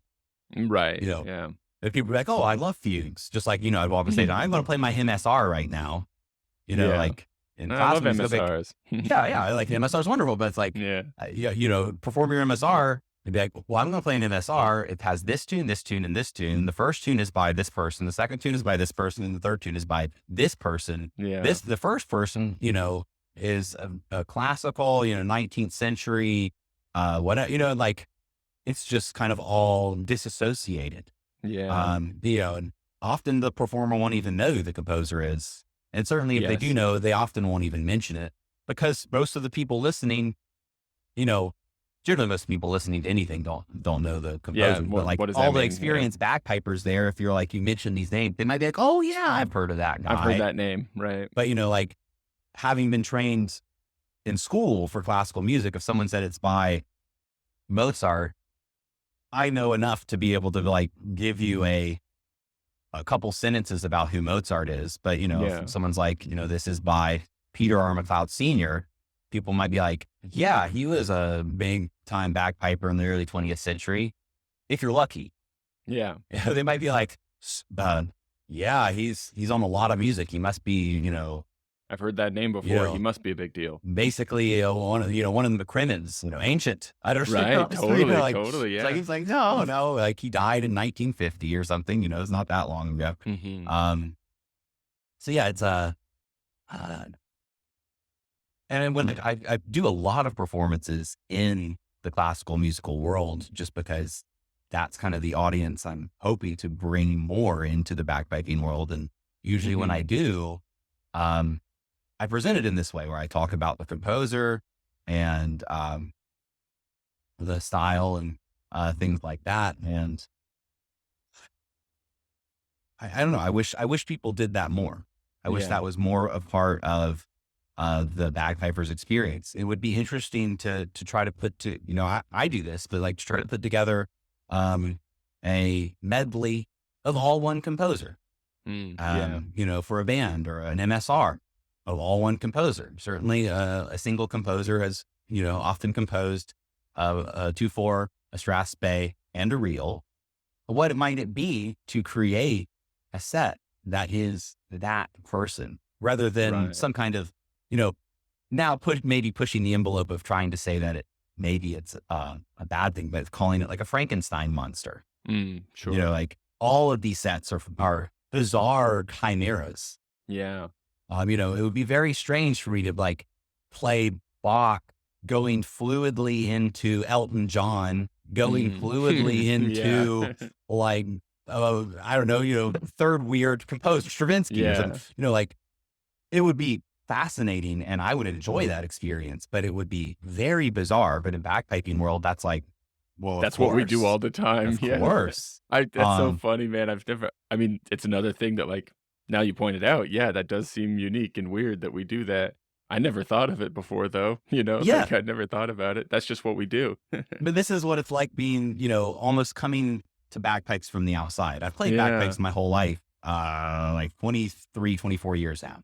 So I've always been in the culture, but I've always had one foot very firmly in classical music. And all of I didn't like have a bagpiping academy that I went to or anything like that. So it was like, and I've had bagpiping teachers, but I was always having other music teachers, from Yeah. composition to pipe organ and things like that. And so I've always felt like I'm a little bit on the outside of the Mm. bagpiping world looking in. And yeah, if you're on the outside, you look in, you see all these things. But Yeah. when you're inside something, as with anything, you kind of take all of that for granted and don't see maybe Yeah. the richness that's there, the other possibilities that are there, maybe even the problems that lie in that. Just like, it's like, Yeah. why The don't good we and the ever bad. put Yeah. together an entire set of just a composer and think about what that is and that could Yeah. be? Um, so yeah, it's, bagpiping is all about creating bizarre chimeras.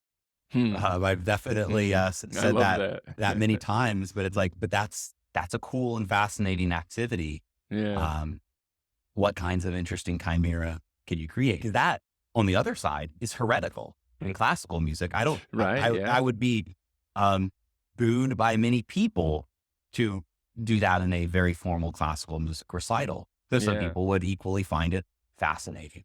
Hmm. Um, yeah. Well, I'm just kicking myself right now that I have a demand on my time coming up.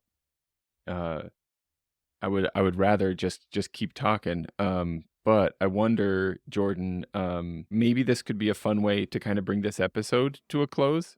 Sure. Was like we talked about math in the just now, like Hmm. way more than I could have guessed we were going to. That's a fun surprise that math came up several times. Hmm. And you have this album that has a lot of math in the titles. The one, Indeed. Yeah. the Written in Troubled Times. Yes. And, I don't know, I thought maybe personally, I was immediately pulled in by To Say Pie, Oh, um, math. but also The Passion of Alan Turing is a really cool track. Would it feel wrong to pull a track out of the middle of the album and play that as our outro? Fine. Yeah. Totally. I mean, Whichever Alan track you'd Turing like. being he was a mathematician, you know? Hey, Indeed. Yeah. there's math, it's connected. But maybe I wonder, I know that this is like a complete left turn from where we were talking, but if we're gonna No. play some of this track, I wonder if maybe you could tell me a little bit about that project, that track, and we'll kind of, The Passion of uh Alan Turing one. yeah, yeah, and we could kind of fade into that track as kind of our finish if you wanna tell me a little bit about this project. Why did you do it? When did you do it? How did it come together? That kinda stuff. Sure. Well, I'm glad you appreciated my various excursions into seemingly distally related topics. I do. If we talk long enough, it will all come back together, right? Oh, So I always keep it in my mind. I was like, I'm coming from here and it's going to circle back there. Don't worry. Yes, Hopefully I yeah. won't forget it. Sometimes I do, but I'm always aiming to come back. But I'm glad Yeah. you appreciate it because I run a school and it's the philosophy of the school that I've helped start that Mm, it's important to sit at the intersection of ideas. The mm, greatest discoveries and innovations of humanity have not happened because someone digs into one thing. Obviously, that happens, but mhm, usually it's because of the convergence of many complicated ideas mm, that something great comes out of it. Like mm, Max Planck is the father of quantum mechanics. The problem that he was given in grad school, which was the black body problem, at the time, he was wanting to go into music and become a composer, in fact. And, mhm. or no, he didn't want that. He was considering it, but he wanted to go into physics. And his academic advisor was like, um, well, you really should go into music because we're basically almost done with physics. We've pretty We're much we're figured it we're all out. almost done. Yeah, That's really, like, great. and this was before relativity and before quantum Yeah, mechanics. So they're like, we're yeah, almost to that perfect Newtonian universe. It's coming. We just have a yeah. couple of small problems we've not quite smoothed out yet, like the perihelion of Mercury and this black body problem. The first one was, one of the things that pointed to relativity. Mm, And so Max Planck started working on this problem that many people tackled and unsuccessfully. And he got an idea about using wave mechanics from his studies of music theory and acoustics. hmm, And his application of music theory and acoustics to this phenomenon ultimately birthed quantum mechanics. mm, So it's like all these physicists who are just so entrenched in physics yeah, couldn't see another possibility. And just by having the convergence of music and physics, we birth quantum mechanics. mm, And the same, I won't go into it, but the same thing in some sense happens with Albert Einstein and many other people. On the other side, Frankenstein, I mentioned that monster earlier. yeah, right, Mary yeah, Shelley was attending lectures of the Royal Academy of Science at the time that electricity was relatively a new thing. mm, And she saw them demonstrating how the body seems to be controlled by electromechanical reactions because they were shocking cadavers. mhm, And she writes Frankenstein, obviously inspired by those lectures. So this author is attending science lectures and creates one of the yeah, most iconic four things yeah, still resonating with us today, because she's engaging in something that is fundamentally removed from the thing that she's most concerned with. So right, I'm often trying to like bring things together. It just fascinates me in that way. So yeah, so math has been an important part of my life. I have an undergrad in math, um, and really enjoy the math that I can do. My husband is a PhD in math, so when I look mm. at what he does, I'm like, good luck. I don't That's understand like 2% of it. That's so funny because, like, in most rooms, you would be, like, pretty pretty much the math specialist, in the room, but then you Yeah. have your husband happens to be the person who, the one of the few people in the world for whom you'd be like, "Oh, yeah, I don't know anything about math." Yeah, like I don't. I would That's totally, funny. yeah, I guess compared to the average person, I know immensely more, but compared to an actual mathematician, I'm like a novitiate. Yeah. Um, One of the passion of Alan Turing, is part of a broader project that I've been working on for a long time in my composition life, creating passions. So like the idea of the passion comes from the passion of Jesus, the passion of Mm. Christ, the sacrifice that individual did to potentially try to make the world a better place, whether you prescribe to that religion or not. Mhm. Personally, I don't. And that's an important aspect of what this project is about. Mm. I am an outspoken atheist, and certainly like Jesus is a great guy. You want to follow his example by all means. Um, you know, give away all of your stuff and be kind to everyone. Mhm. You won't make the world a worse place by doing that. But I think we need better role models today.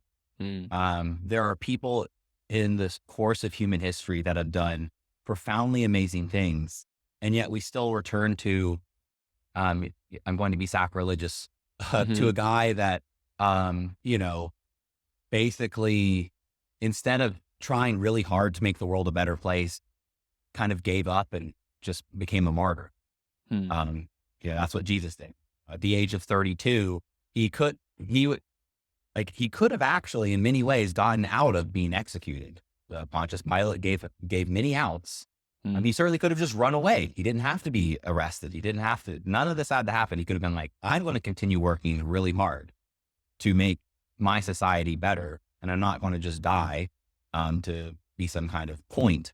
And his death for a long time, didn't amount to much. I mean, it took 300 years for Christianity to get anywhere beyond some kind of obscure cult in the backwaters of the Middle East and the corners of the Roman Empire. Mm. And it's only coincidence of Emperor Constantine having some kind of fascination with this that it became the official Roman religion and thus was catapulted coincidentally to the world stage, whereas many other, um, cults of the time did not. Mhm. And I'm like, most people's role models, if they're not, some dude that, lived 1,500 years ago, if it's Muhammad, or 2,000 years ago, if it's Jesus, or 2,500-ish years ago, if it's Buddha, are usually like, rich billionaires, Mm. athletes, or influencers. I would teach college and I'd ask, one of the courses that I loved teaching at the University of Florida was what is the good life? And then it was, a first year seminar class where you're trying to get the students to be like, why are you here? What are your goals in life? Is what you're doing now actually what you want to be doing? Are you sure of Mm. that? Those are And scary questions. they are. Um, but one of the lessons I would usually be like, who here wants to be a science major? And we were Mm. science, moment, raise your hand. Be like, okay. What scientist really inspires you? Mm. And a lot of them would have none to list. And Mm. then some of them would be like Bill Nye, the science guy, Yeah, or sure, yeah. Neil deGrasse Tyson. And I'm like, Yeah. great choices. But I'm like, but in the scheme of science, like Bill Nye hasn't done, he's a great science communicator. And that's an important thing, just like Carl Sure. Sagan was, and Neil deGrasse Tyson. But I'm like, any others? Yeah. Any others? And then, like that would be to just make a point. But I'd be like, okay, for the whole room, how many philosophers can you name? That's not Plato or Aristotle or Socrates. Oh, How that was many? my list. Yeah, exactly. And I'd be like, how many female philosophers can you name? Mm, yeah. If they could pull out, like Nietzsche, maybe, Mhm. and Kant. I mean, okay, good. Females, we'd be like Yeah, 0. We'd be like, right. black ones, male or female? We'd be like, Mm. none. And Mhm. then, I could have picked any category. If it was Yeah. science, I could be like, name a black scientist that's not Neil deGrasse Tyson.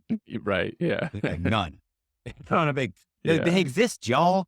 Yeah. It's like our society, I don't think is doing this maliciously or very consciously, but like, most kids, they only have, like you watch television. I was watching the New Year's ball drop, and scrolling on the screen was news about, famous people who had died in the past year. Mm, They were all actors or mm, pop stars or politicians. mm, And I'm like, um, there are other people in the world who've done arguably more important things to the betterment of the human condition than pop stars and politicians. Like, yeah. or billionaires. Those like, Yeah. Alan Turing is one such example. Alan Turing, through his work in mathematics, probably saved millions of lives. It Mhm. was his work that, on at least the European front, ended the war much faster than it otherwise would have ended. Um, and ultimately, what did the British government do to him? It came out that he was having homosexual relationships, and he was arrested for this. And as leniency, rather than imprisoning him as would have been typically done under sodomy laws, they chemically sterilized him, Mhm. uh, giving him injections to reduce his libido until he either he decided to end his own life, or he was, and this is just a theory proposed by some biographers, was assassinated by the British government, Mm. because he certainly was not happy with the British government, perhaps, and knew a lot of information that they did not want to get out to their enemies. He died by ingesting cyanide that was in an apple. And Mm. one theory is, the theory of suicide is that he was actually really into Disney and really liked the story of Snow White. And so, Mm. because of the chemical sterilization, he was very depressed. It was not good for his psychological health, obviously. And Yeah. so he committed suicide and paid homage to one of his favorite Disney stories. Mm. But equally, people are like, might have this just been a mode of assassination um, for a guy that knew too much and had potentially a lot of motive to leak it. Yeah. But this man uh, probably changed the world in immeasurable ways, saved Mm. uncountably many lives in the cause of that war. And ultimately, for that, this is how he was thanked. Mm. And today, very few people know who Alan Turing is. Maybe now in the past couple of years because of all the movies that have been released, but it took Right. almost 100 years for him to enter into popular culture. And like, what a role model that could be. So, as in some sense, a nod to the tradition of um, Christianity in this kind of like passion. I've been making passions of secular saints, as I call them. As an atheist, I am interested in um, the experience that is the purview of religion, but is not necessarily the purview of religion, which is the super mundane experience, the experience of awe and wonder and vastness, smallness, whatever, this kind of like Yeah. Yeah, I this see what you mean. religious experience we often Yeah. call it, but I call it super mundane or above the mundane. Yeah. And people often think, atheists are cold people who are just scientifically calculating empiricism, whatever. Like, no, atheists are humans. They love these same experiences that attract people to religion. Unfortunately, atheists don't have a religion to encourage them to have these experiences or give them a formula to accomplish these experiences. But we can make these experiences ourselves Mm. by contemplating on the sacrifices of many humans to better our positions today, to think about our place in the universe and how small it is or how vast it is. So Mm.